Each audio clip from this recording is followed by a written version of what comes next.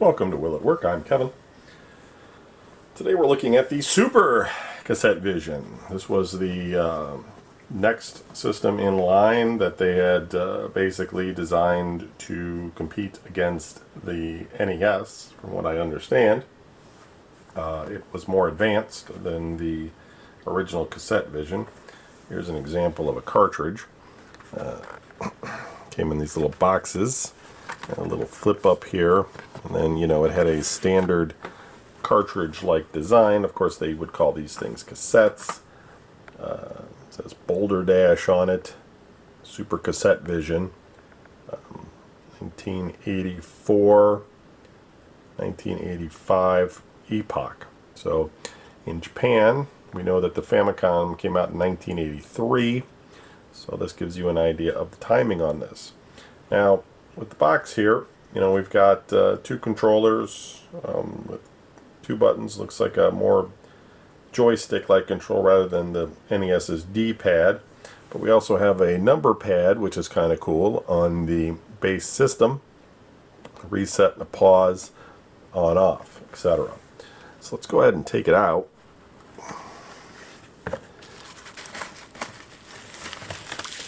Now, I do have the joysticks, they're just loose in a different box.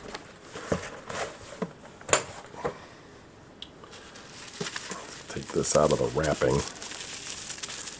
Can you tell I've never played this one before? What makes you think that? Hang on one second. You can enjoy my dirty carpet. Got some solder burns on it.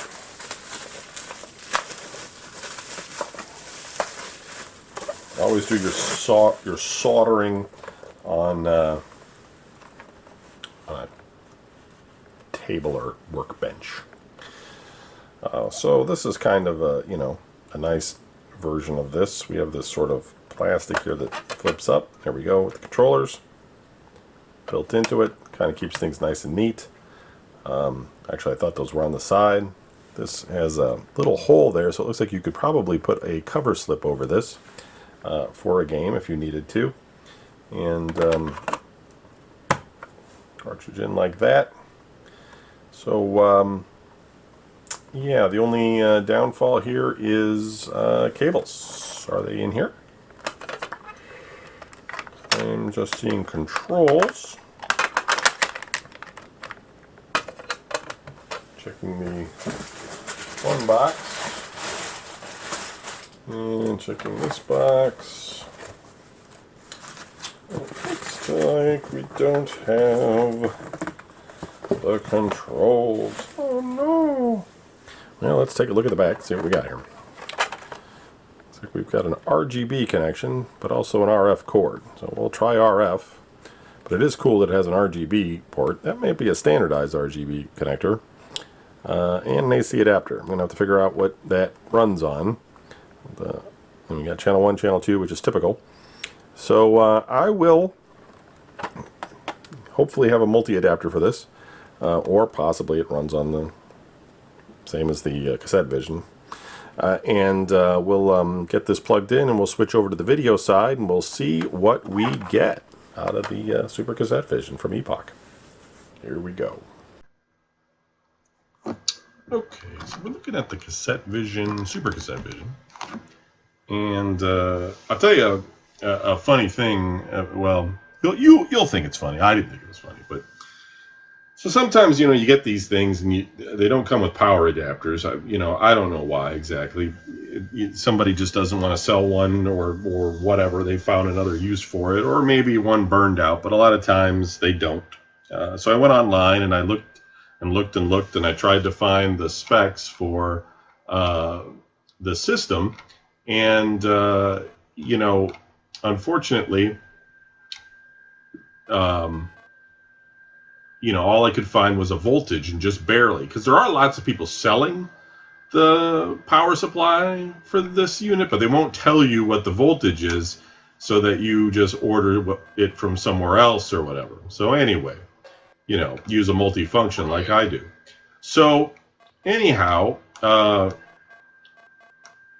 I ended up figuring out that it was 7.5 volts, and But, the question always comes down when you're doing things like this is, you're using a barrel connector. So is it positive on the tip and negative on the outside, or is it positive on the outside, negative on the tip? Now, I'll tell you that generally when you're inserting, and you've all seen a barrel power connector, I'm sure. There's a pin, it's a circle, there's a pin in the middle, and you have this exterior part. And when most people are developing their game systems, they tend to make the outside, not the pin, but the outside the negative, because that part is typically closer to the exterior of the board, as well as the exterior of the system, let's say. And then they want to just run the hot lead out on the tip. So most systems, most electronics that I'm aware of, generally have the tip being positive.